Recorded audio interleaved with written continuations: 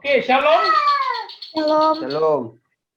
Terima kasih untuk waktunya teman-teman yang menyempatkan untuk kita semakin mempererat hubungan kita ya dan belajar Alkitab sama-sama. Seperti biasa, bagi yang pertama kali gabung ada tim, ada Novrin ya yang pertama kali gabung pada hari ini. Biasanya kami suruh nyanyi. Setuju, Kak. Lagi di tempat cuci motor nyanyi. Jadi biasanya kita memulai sesi pendalaman Alkitab, kita berada di surat Paulus kepada jemaat Roma ya, sudah sampai ayat 18 kemarin, pasal 1, ayat demi ayat juga. Tapi biasanya kalau kita ada orang baru mau join, kita buka ruang diskusi tanya jawab. Nah, itulah pendalaman Alkitab. Apa saja yang selama ini kebingungan teman-teman atau menemukan sesuatu yang sulit selama ini, boleh kita diskusikan di sini. Boleh ya, apa saja pertanyaannya boleh, supaya kita sama-sama diskusikan, supaya kita satu pemahaman nih, ya. Karena kan teman-teman juga belajar di STT, jadi penting rasanya supaya kita diskusi itu karimu. Yuk, ada pertanyaan nggak?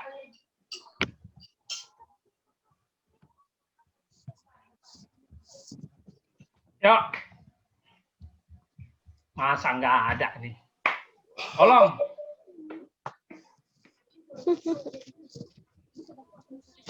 Ya, Adil. Ada pertanyaan nggak? Ya, nggak ada, Pak. Wes, udah pintar semua ya. Novrin?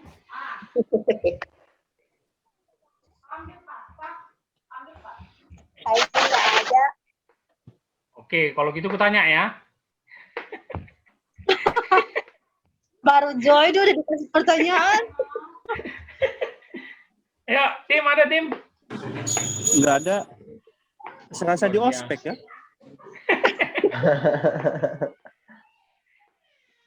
Ya, jadi PA ini kan bukan khotbah. PA ini kita kan tukar pikiran, diskusi ya, yang selama ini misalnya teman-teman merasa kesulitan.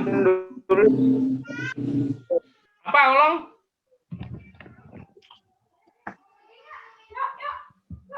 Di Timothy dulu kan belum di ospek dulu sekarang.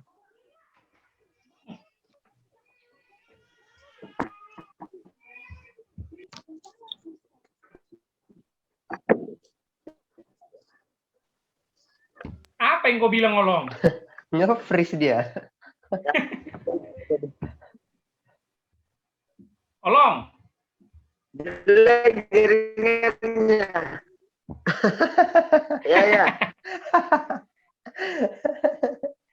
Sinyal woi.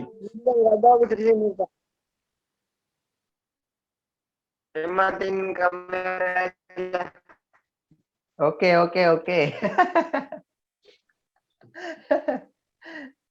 Kayak robot. Oke, teman-teman. Saya akan memberitahu sedikit saja ya untuk pemahaman Alkitab kita bahwa gereja kita ini berdiri di atas doktrin Reform Injili, ya. Jadi kalau teman-teman tahu ada banyak aliran, ada Lutheran, ada Injili, ada karismatik. Gereja kita ini memegang doktrin Reform Injili yang dimana kita percaya Allah itu berdaulat atas segala sesuatu. Oke? Jadi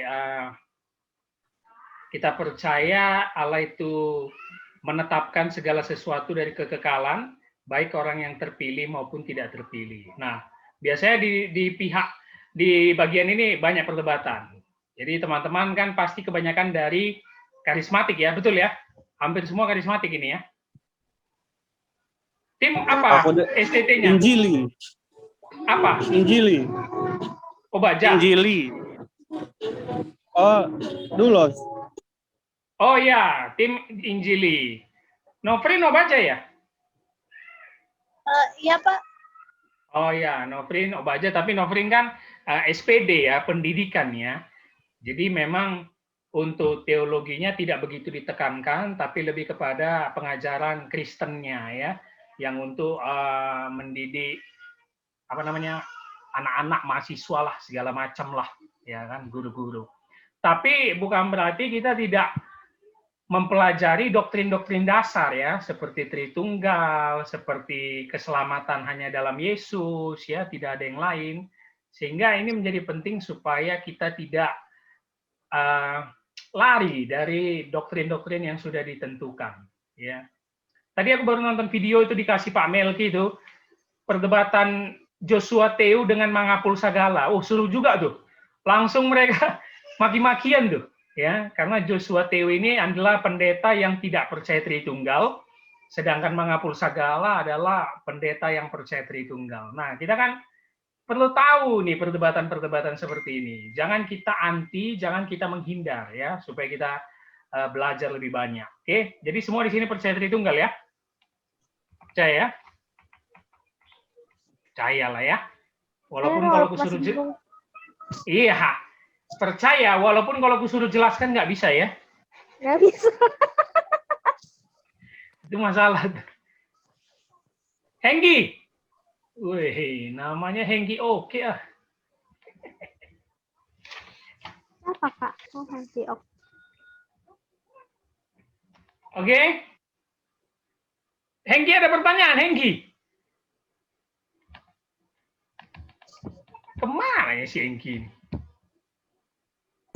Bentar aja, Bang. Belum siap kerjamu? Belum, Bang. Oke lah, oke. Mantap.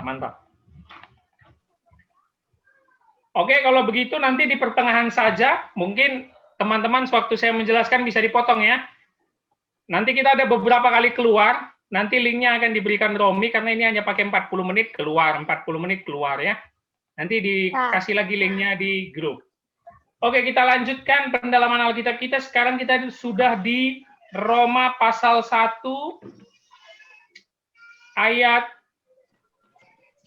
19, betul ya? Roma 1 ayat. Teman-teman yang ketinggalan bisa nonton di YouTube.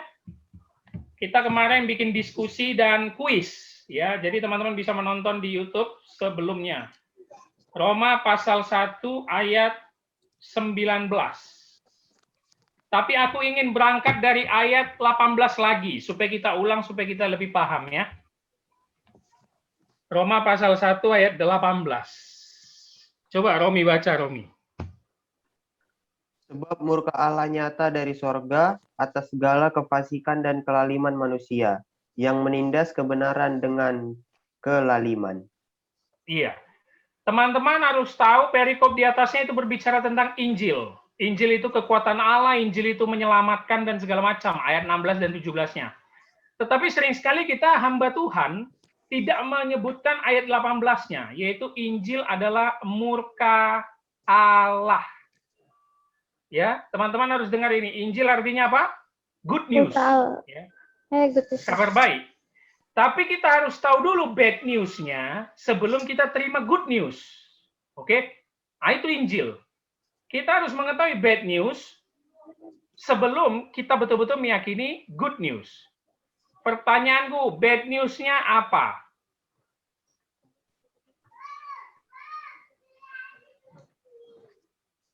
Coba, tim, apa tim? Bad news-nya.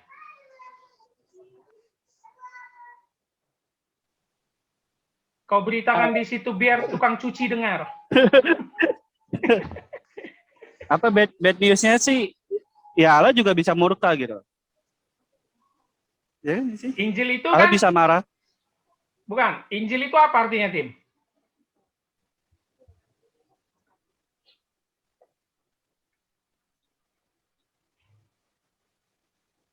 Secara maksudnya mau dijelaskan secara garis besarnya atau Enggak, yang pengetahuan singkat aja.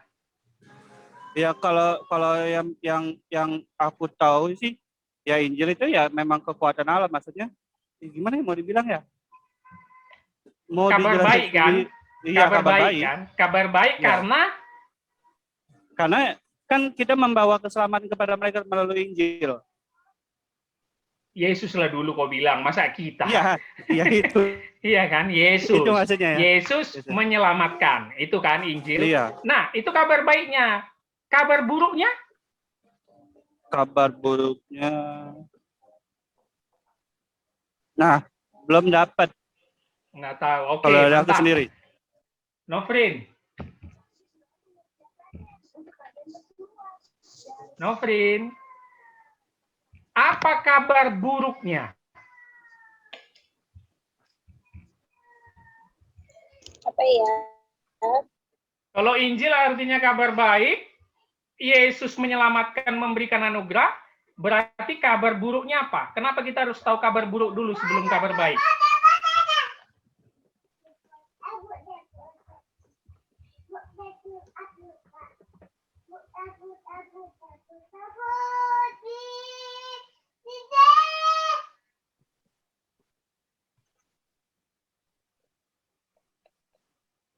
Wah, menunggu ilham Roh Kudus kayaknya, Nova.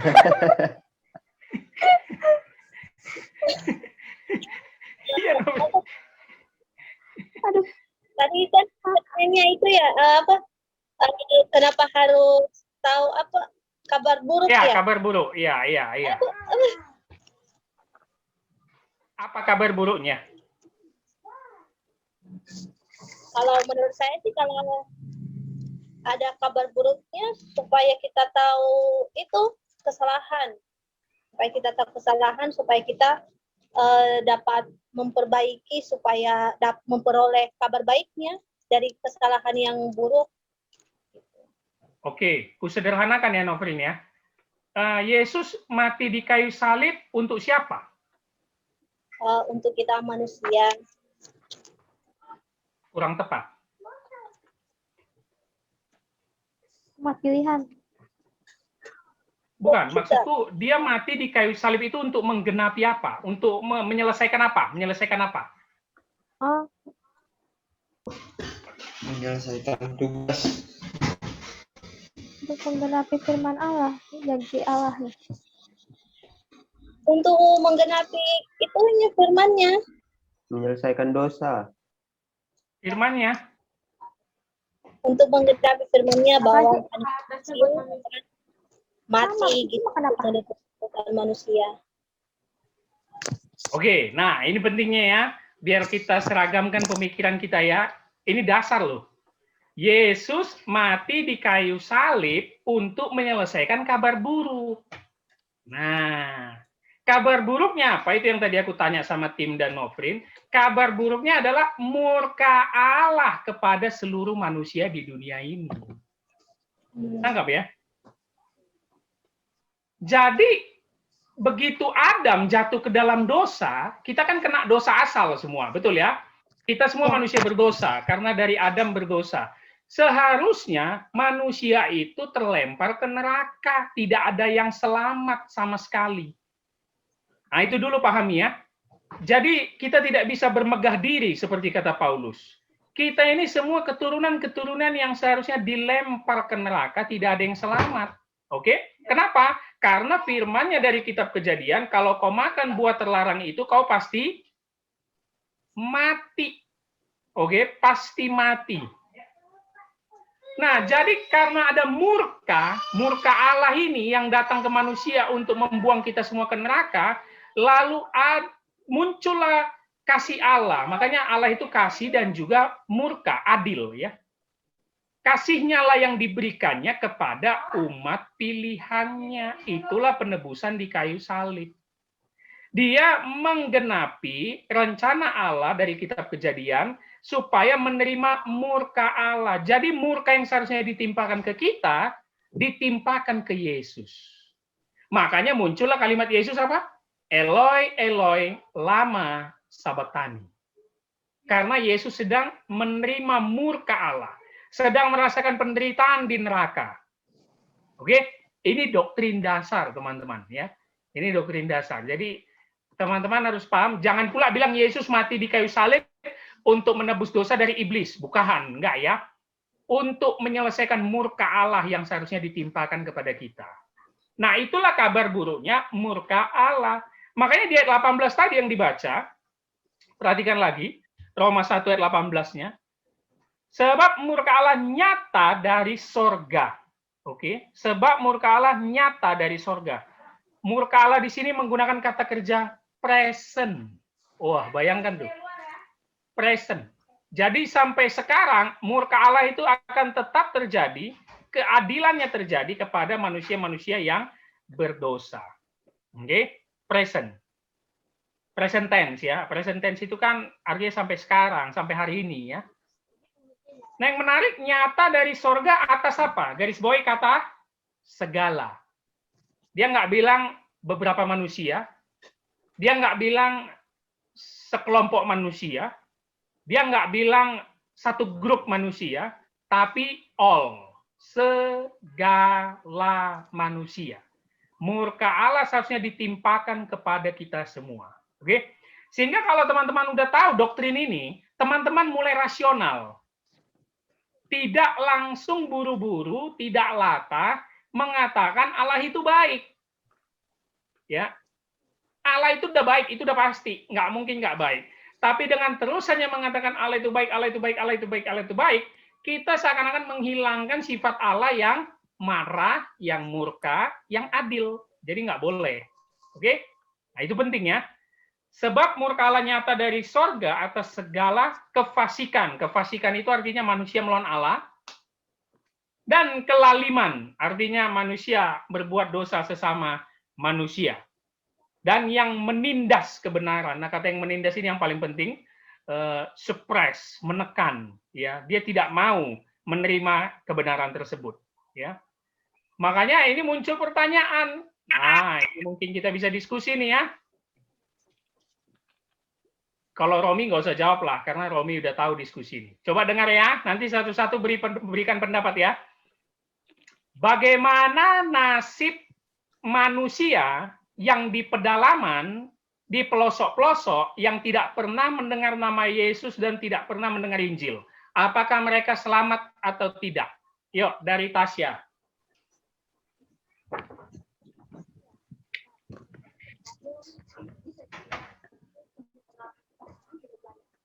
Enggak, Kak.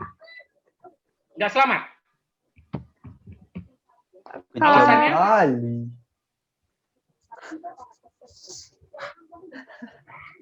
Alasannya? Alasannya ya karena berarti dia emang apa? Bukan umat pilihan untuk selamat, Kak. Oh, jadi Allah hanya menempatkan dia di satu pelosok, udahlah, tunggu mati aja masuk neraka ya? Enggak lah, Kak. Kalau misalkan dia emang ditetapkan untuk diselamatkan, pasti akan ada jalannya. Entah itu ada penginjil dari luar yang datang untuk memberitakan keselamatan, terus dia percaya, gitu kan? Pasti ada jalannya, Kak. Oke. Timothy. Orang yang di pedalaman, pelosok, yang tidak punya media, tidak punya TV, nggak pernah dengar nama Yesus, nggak pernah dengar Injil, selamat atau tidak? Kalau dari aku bilangnya selamat. Alasannya? Alasannya kan dosa kan sudah ditebus di kayu salib sama apa? Ketika Yesus di kayu salib, kan dosa sudah ditebus di situ. Jadi menurutku yang di pedalaman tetap selamat. Cuma kan tugasnya kita sebagai penginjil harus memberitakan, kalau kita kasih tahu ke mereka, kalian itu sebenarnya udah selamat. Gitu. Tetap kita beritakan kepada mereka. Oke. Novrin.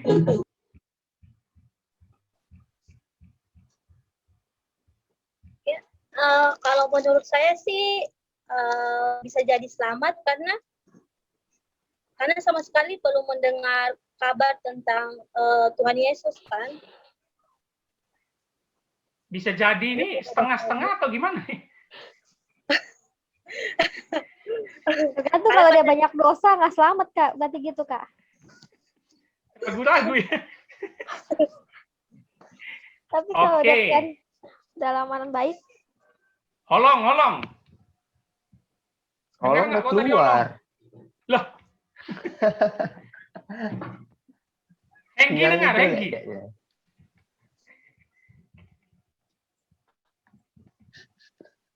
Pak Melgi. Wah, orang ini hanya masuk tapi nggak ada dengar apa-apa nih.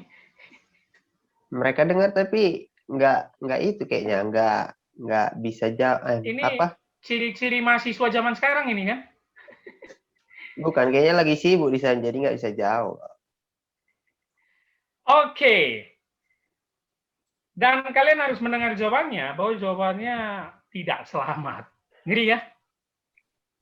Tidak selamat. Kalau sampai akhir hayat hidupnya, tidak mendengar Injil dan tidak percaya Yesus. Tetap tidak selamat. Apakah Allah salah? Tidak sama sekali. Jawabannya ada di ayat 19. Yuk, Tasya coba baca. Yuk. Karena apa yang dapat mereka ketahui tentang Allah nyata bagi mereka, sebab Allah telah menyatakannya kepada mereka. Nah, jelas ya.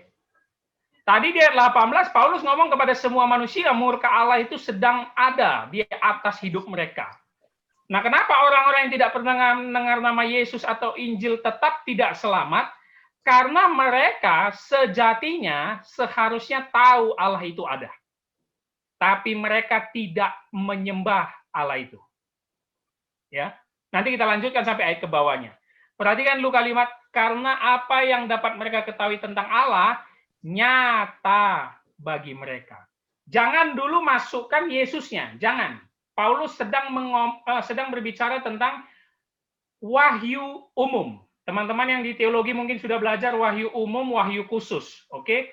Wahyu umum semua manusia menerima. Apa saja itu? Air hujan yang sama, matahari yang kita terima, ada pegunungan, ada lautan, itu semua diterima manusia. Oke, itu wahyu umum. Nah, berbicara wahyu khusus atau spesial, itu adalah wahyu yang menyelamatkan. Apa itu? Firman Tuhan dan Yesus Kristus. Oke? Jadi ketika kalian baca nanti Paulus ada ayatnya kan, aku lupa di Roma juga kalau nggak salah, iman timbul akan pendengaran akan firman. Nah, itu pasti ditujukan kepada orang percaya karena itu adalah wahyu khusus. Oke? Itu dia. Jadi Allah menyatakan kepada mereka.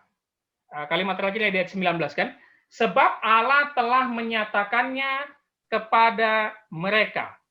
Nah, ini lagi-lagi ini adalah doktrin dasar Kristen, Allah itu yang datang kepada manusia. Oke? Allah itu yang datang kepada manusia, bukan manusia yang mencari Allah. Itu dia yang menjadi perlu kita pahami ya. Allah yang datang ke manusia, bukan manusia yang mencari Allah. Teman-teman kalau baca satu tulisan teolog terkenal abad 20, Karl Barth namanya, itu lebih gila lagi. Hanya Allah yang boleh menyatakan diri kepada manusia, manusia tidak bisa mengenal Allah seutuhnya, kalau bukan Allah yang menyatakan dirinya. Jadi mau lewat Alkitab pun, mau lewat apapun, kita tidak bisa mengenal Allah, kata Karl Barth. Ya. Jadi apa yang mereka ketahui itu, seharusnya mereka tahu bahwa Allah itu ada. Allah menyatakan dirinya secara umum loh. Tidak bisa ditolak. Nanti kita akan lihat ya. Jadi di ayat 19 ini, yang penting kita ketahui adalah special revelation dan general revelation. Wahyu umum dan wahyu khusus. Oke? Coba ayat 20-nya Timotius. Kok buka Alkitab nggak, Tim? Ada Alkitab nggak di situ?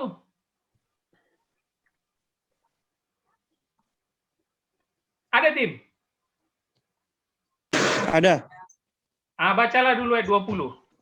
Sebab apa yang tidak nampak daripadanya, yaitu kekuatannya yang kekal dan keilahiannya, dapat nampak kepada pikiran dari karyanya sejak dunia diciptakan, sehingga mereka tidak dapat berdalih.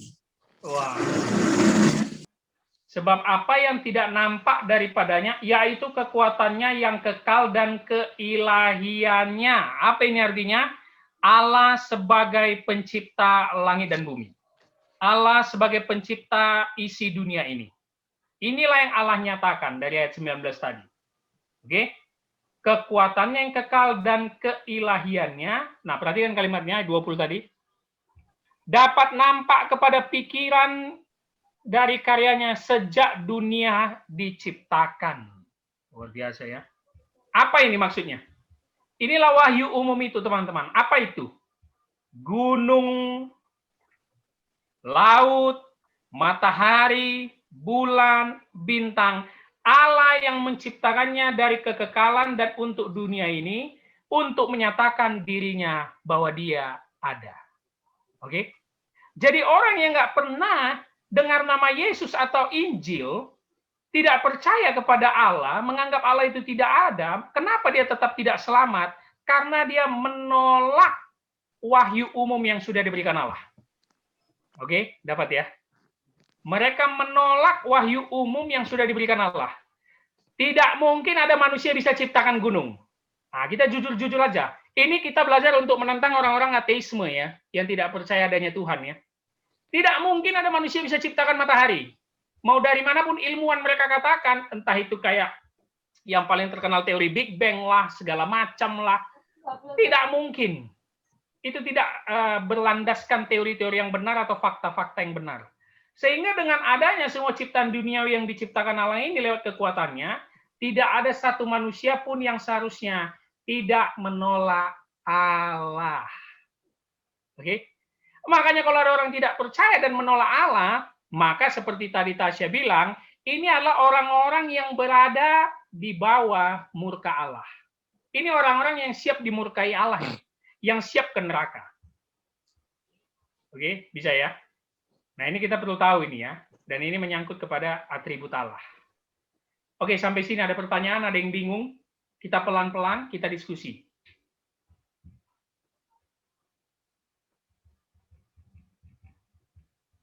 Ada yang bingung? Coba Kak diulang sekali lagi Kak, tadi agak kelewatan. Yang mana? Yang ayat 20 tadi. Iya, jadi ayat 20 ini menjelaskan bahwa lewat kekuatannya yang kekal dan keilahiannya, dia menciptakan isi dunia atau memberikan wahyu umum. Ya, makanya kalimat terakhirnya baik sekali, sehingga mereka tidak dapat berdalih. Tidak ada manusia yang tidak mengakui Allah itu tidak ada. Seharusnya ya, seharusnya. Karena Allah itu pasti ada lewat wahyu umum yang kita lihat. Betul ya?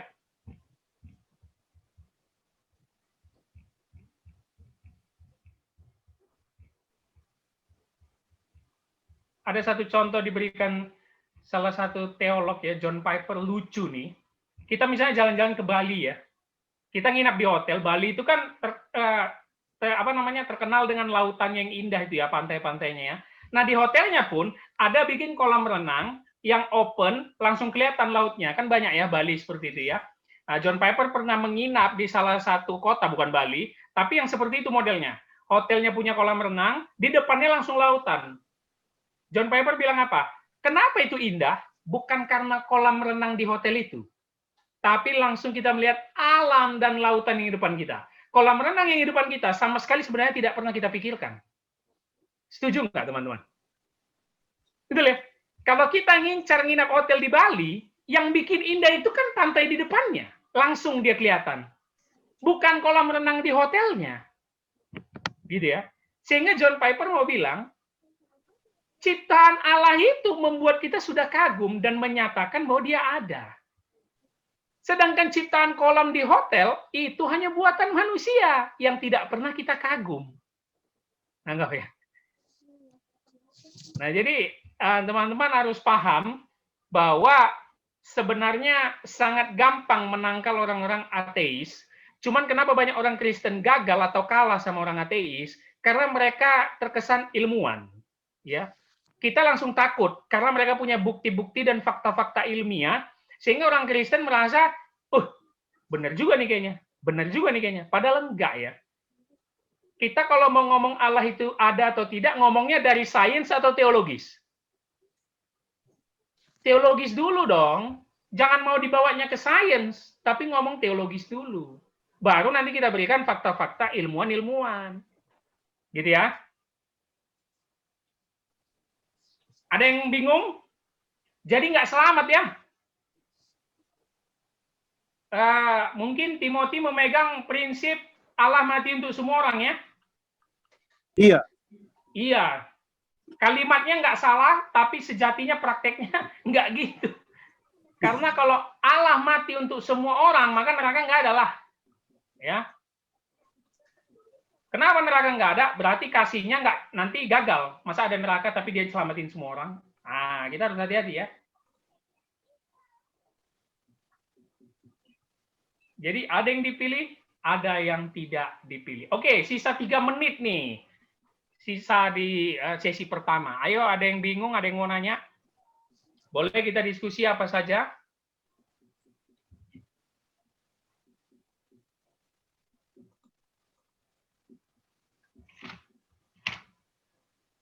Nofrin, jelas Nofrin?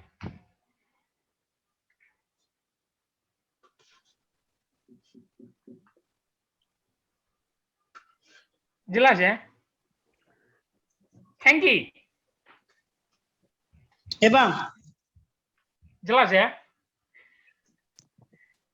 Ya. Apanya yang jelas ya? Aku mau tanya Bang, kan Abang bilang tadi bagaimana yang di pelosok kan Bang? Karena Iya, Abang bilang iya. tadi nggak selamat. Terus bagaimana dong kalau kita yang tahu kebenaran nggak menyampaikan kebenaran kepada mereka dong? Bagaimana kita yang sudah menerima Injil tapi kita tidak memberikan atau tidak membagikan kepada teman-teman kita yang belum mendengar? Bagaimana Ya, Bang? itu betul bahwa kita harus menginjili ke semua tempat, itu betul.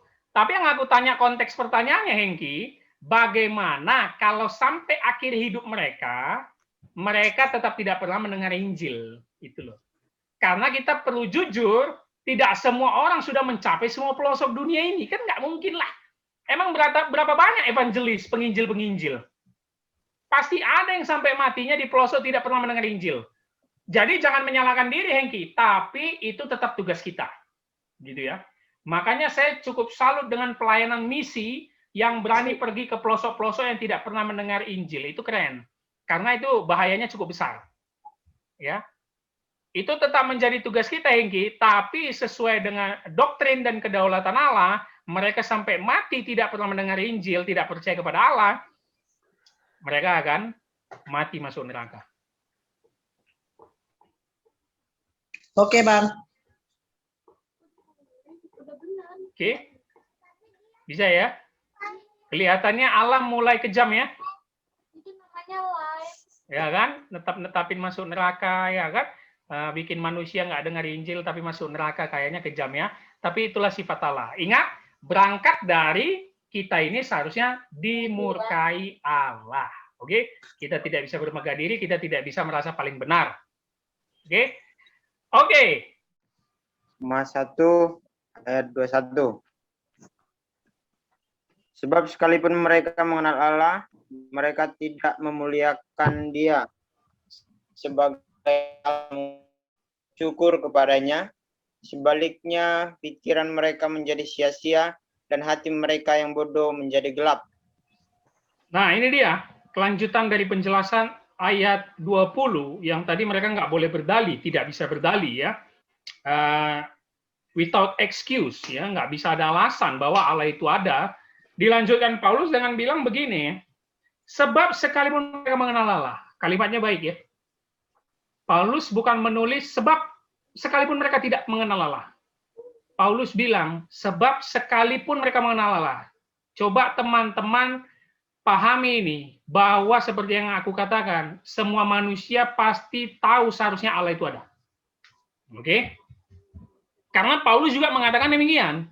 Sebab sekalipun mereka mengenal Allah, Allah itu ada karena ciptaannya menceritakan Dia. Oke? Pemazmur itu sangat baik kalau menulis ya. Gunung-gunung menceritakan kebesarannya, semua ya. Nah, karena mereka tidak mengenal Allah, mereka tidak memuliakan Dia sebagai Allah atau mengucap syukur kepadanya. Ini ciri-ciri orang yang kena murka. Tidak ada ucapan syukur atas makanan, tidak ada ucapan syukur atas matahari, tidak ada ucapan syukur atas hujan, tidak ada ucapan syukur atas perlindungan dan nafas kehidupan. Inilah orang-orang yang tidak mengenal Allah. Ya. Mereka tidak memuliakan Dia sebagai Allah karena mereka merasa Allah itu tidak ada, mereka menentang wahyu umum dan mengucap syukur kepadanya. Oke? Sebaliknya, nah ini efeknya bagi orang-orang yang tidak percaya Allah itu ada dan menekan kebenaran. Sebaliknya, pikiran mereka menjadi sia-sia. Oke? hati mereka yang bodoh menjadi gelap. Coba garis bawahi ada dua hal yang penting di situ. Apa? Kalau teman-teman yang sudah belajar eksegesis hermeneutik harus tahu kata kunci. Apa dua kata kunci dia 21?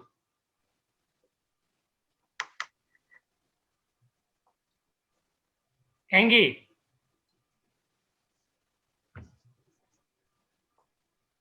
Oh, Henggi masih sibuk. Apa, Rom? Sia-sia dan gelap, bukan? Bukan. Itu nanti sinonimnya. Oh, Kesamaan yang akan mereka terima. pikiran dan hati. Nah, itu dia yang paling penting. Manusia terdiri dari pikiran, terdiri dari hatinya. Oke? Paulus menulis, kalau orang yang menolak wahyu umum, yang tidak percaya Allah itu ada, tidak pernah mengucap syukur atas ciptaannya, pikiran mereka dulu menjadi sia-sia. Nah, ini penting ya. Apa ini penting? Sia-sia di sini, oke? Sia-sia di sini, ini sia-sia di mata Allah. Ya. Allah menganggap dia menjadi manusia yang sia-sia, yang tidak penting lagi. Karena ini orang yang akan dimurkai, yang akan masuk neraka. Kenapa aku bilang sia-sia di sini adalah sia-sia di mata Allah? Teman-teman, kita harus jujur. Orang yang nggak percaya Allah banyak atau enggak? Banyak ya? Banyak. Dan anehnya, mereka orang-orang pintar. Betul kan? Ya siapa itulah yang teori Big Bang itu? Kok lupa aku namanya? Ilmuwan. Siapa dong? Apa? Stephen Hawking. Stephen Teorinya Hawking bukan itu Big kurang. Bang. Black hole. Oh bukan dia nih. Teorinya black hole. Oh iya, Big Bang itu bukan dia juga ya? Bukan dia. Big Bang itu George apa gitu, lupa. Oh ya, black hole, sorry. Itu pintarnya setengah mati itu. Di universitas terkemuka di Amerika itu diakui itu. Tapi dia nggak percaya Allah. Pikiran dia itu sia-sia di mata Allah. Kalau di mata manusia ya dianggap pintar. Gitu ya. Sia-sia pikirannya, kepintarannya sia-sia. Apapun yang dilakukannya di mata Allah sia-sia. Oke? Nah, coba kita lanjut ya. Nah, sekarang masuk lebih dalam. Hati mereka yang bodoh. Udah bodoh ternyata dari sananya. Hati mereka yang bodoh. Oke? Karena menolak wahyu umum, mengatakan Allah itu tidak ada. Hati mereka yang bodoh, nah sekarang ini dia efeknya. Menjadi gelap. Seakan-akan Allah itu mematikan lilin atau cahaya di dalam hidup mereka. Menjadi gelap. Bayangkan sia-sia, gelap, bodoh. Oke? Jadi hati mereka ini akan terus bebal seperti ahli Taurat dan orang Farisi. Hati mereka ini sampai kapanpun tidak akan pernah percaya Allah itu ada. Teman-teman mungkin pernah berhadapan atau punya teman yang seperti itu ya. Bebal, dikasih tahu juga nggak pernah percaya, dikasih tunjuk ayatnya juga nggak pernah percaya. Apapun yang terjadi dalam hidupnya katanya adalah keputusannya sendiri. Allah nggak ikut campur tangan, ini karena kepintaranku, ini karena kehebatanku, ini karena kekayaanku. Banyak manusia seperti itu. Nah, itulah manusia yang kata Paulus di ayat ini, manusia yang sia-sia, manusia yang bodoh, manusia yang hatinya gelap. Oke? Useful, tidak berguna, itu arti sia-sia ya, tidak berguna. Allah akan membiarkan mereka akan terus berada di dalam kegelapan. Maka berbahagialah kita kalau kita melakukan dosa, ada rasa bersalah. Saya harap teman-teman masih punya rasa itu, betul? Itu tanda Roh Kudus masih berbicara sama kita. Tapi kalau kita lihat teman kita yang dulu bandel sampai sekarang bandel nggak tobat-tobat, jangan-jangan ini orang yang dibiarkan berada dalam kegelapan. Oke? Itu bukan keputusan dia. Ingat, dari tadi Paulus membawa nama Allah. Itu bukan keputusan dia, tapi Allah yang membiarkan dan membuat dia menjadi sia-sia, bodoh, dan berada dalam kegelapan. Nah, oke. Jadi ya, jangan bilang itu keputusan pribadi dia. Enggak. Itu karena dia memang menolak dan tidak percaya wahyu umum. Oke? Kita tidak berbicara wahyu khusus.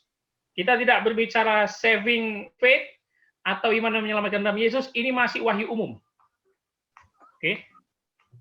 Bisa ya?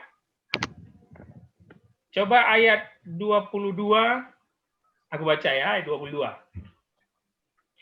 Masih berbicara lanjutan dari ayat 21 ya. Ayat 22, mereka berbuat seolah-olah mereka penuh hikmat, tapi mereka telah menjadi bodoh. Ini dia yang gue bilang.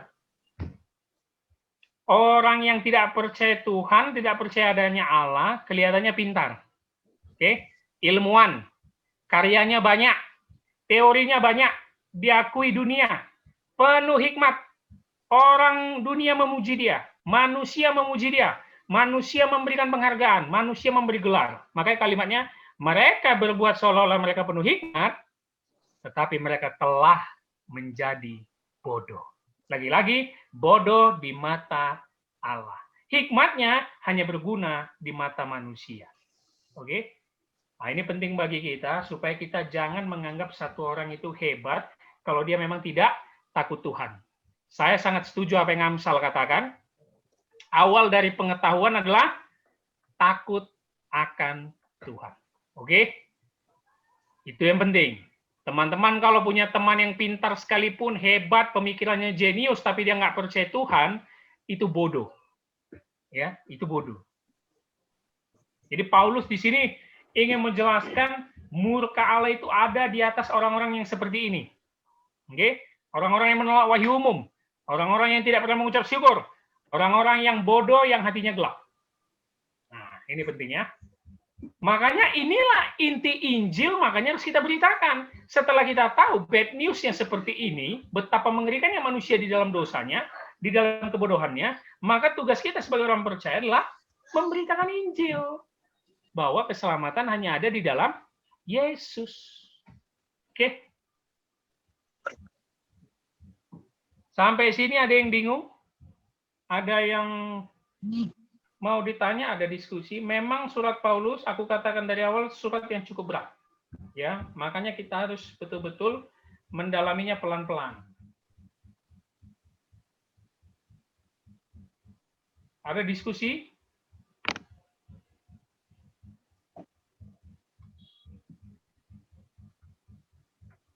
Hengki oke mana? Hengki oke. Nah, itu dia Hengki oke. Ada pertanyaan, Hengki? Ih, matikan ya lagi. Masih mau keluar Bang. Ah, kalian kuliah? Enggak ada mau bekerja, mau siapin untuk rapat MD nanti, masih sibuk soalnya. Oh, jam berapa rapatnya? Enggak, kita masih persiapan soalnya besok mulainya. Nah, Pak Melki kau? Ya, Pak Melki juga nggak bisa join, katanya dia mau ke hotel dulu. Wih. Hari ini rapat ya. Hotel atau apartemen? Mereka ke hotel kalau rapatnya di apartemen. Kalau menginap. Wah, kalah holong berarti ya. Nginep di apartemen, rapat di hotel. Nah, nggak tahu lah mereka, pokoknya itulah. Pusing kita. Iya. Jam 7 nanti mereka ada rapat. Jam 7 malam rapat, enggak tahu rapat apa itu. Rapat tim SC. Oh ya, holong ya. Oh iya tuh holong udah di apartemen. Oke udah Bang, nggak apa-apa. Aku matiin kamera, aku dengar kok. Oke.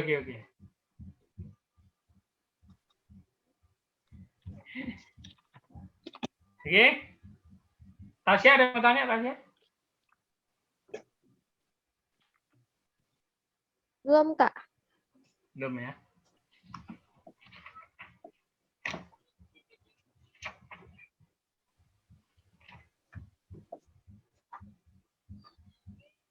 Oke, kita lanjut ya. 23. Ayo, Tasya baca lagi.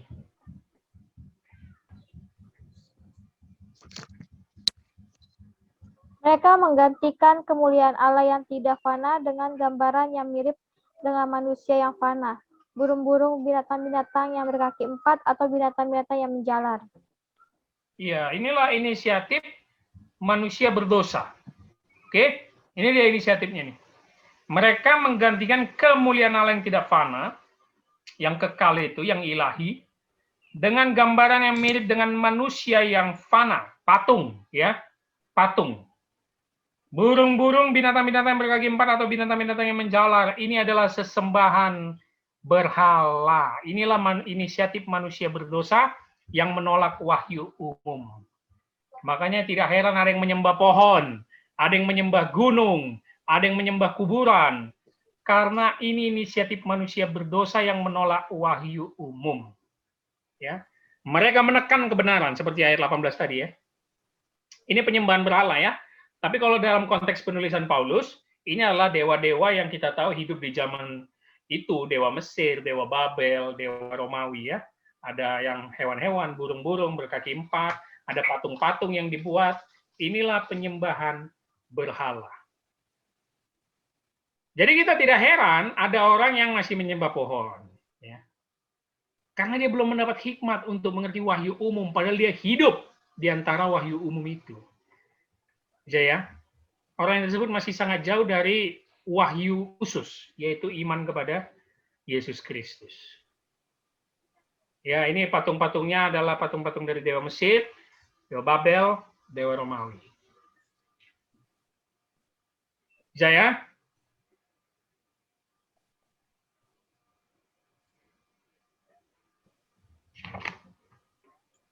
Oke, coba Romia 24. Karena itu Allah menyerahkan mereka kepada keinginan hati mereka akan kecemaran, sehingga mereka saling mencemarkan tubuh mereka. Nah, teman-teman harus garis bawahi kata menyerahkan. Muncul 3 kali dalam perikop ini. Ayat 24, ayat 26, ayat 28. Dan yang menyerahkan adalah Allah itu sendiri. Karena itu, nah ini dia. Implikasi karena mereka mengganti kemuliaan, implikasi mereka menolak wahyu umum, maka Allah menyerahkan. Lihat ya, Allah aktornya, Allah yang buat. Oke? Allah menyerahkan mereka kepada keinginan hati mereka. Oke? Jadi ini dalam terjemahan Inggrisnya abandoned by God, dibiarkan. Abandon itu apa ya? Iya, dibiarkan ya, dibiarkan, ditinggalkan, dibuang. Nah, itu dia ya.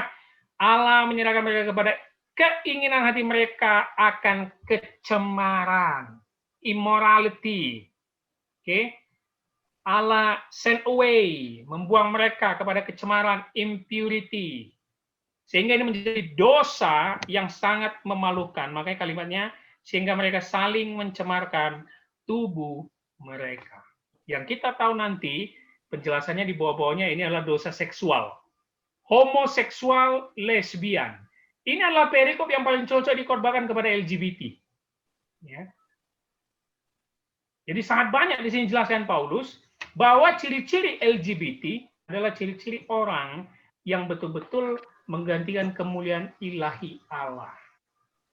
Hati-hati ya. Sexual sin. Ya. Ada satu hal yang baru aku pelajari, cukup menarik, karena aku baca buku dan dengar videonya kemarin. Kalau orang nanya sama Tasya nih, dosa itu sama semua nggak? Atau ada dosa besar, dosa kecil? Dosa sama, Kak. Nggak ada dosa besar, Sama nggak ya? ada dosa kecil. Jawaban Tasya berarti dosa itu semua sama. Ya, Romi? Kalau bicara ukuran, nggak ada ukurannya sih. Tapi kalau dibilang jenisnya, ya pasti beda-beda sih kayaknya dosa itu. Iya. Jadi kita jawabnya sekarang harus penuh hikmat ya. Dosa itu sama atau tidak? Iya dan tidak jawabannya. Iya secara asalnya, secara artinya, seperti yang Tasya katakan, dosa itu yang melanggar Tuhan. Makanya sama jenisnya. Dosa itu tidak taat. Tetapi dosa itu dapat berbeda Ada yang bahaya, ada yang tidak, ada yang besar, ada yang kecil, dilihat dari dampaknya. Ya. Nah, jadi kita harus bijak sekarang. Dan itu jelas diatur Allah dalam perjanjian lama. Yang membunuh pasti dibunuh. Kalau hanya sekedar memukul, aku lupa ya, pokoknya semua peraturannya ada, nggak mungkin dihukum mati. Yang berzin harus dilempari batu, yang menista Allah harus dilempari batu sampai mati, tapi kalau yang lain, enggak. Nah, itu kan sudah pengelompokan tuh. Nah, jadi kita harus tahu ya. Begitu juga yang Paulus ingin jelaskan di sini, sexual sin, LGBT ini, yang mereka akan menggantikan kecemaran tubuh mereka, ini termasuk jenis dosa yang sangat-sangat dibenci Allah. Ya. Karena ini melanggar kekudusan Allah yang menciptakan pria dan wanita. Pria, suami hanya untuk istri, istri hanya untuk suami. Pria untuk wanita, wanita hanya untuk pria. Tidak ada pria untuk pria, wanita untuk wanita, kan? Nah, kemarin aku belajar itu. Ya juga, bahwa Allah pun dalam Alkitab mengelompokkan dosa, mana yang dihukum berat, mana yang tidak. Oke? Jadi kita harus paham. Tapi kalau dari maknanya, atau arti teologisnya, ya semua dosa sama. Ya, melanggar aturan Allah, tidak taat. Ya, jadi Paulus ingin menekankan satu hal yang menarik di sini ya, bahwa dosa seksual sin, kecemaran tubuh yang akan dijelaskannya di ayat bawahnya, ini sangat dibenci Allah.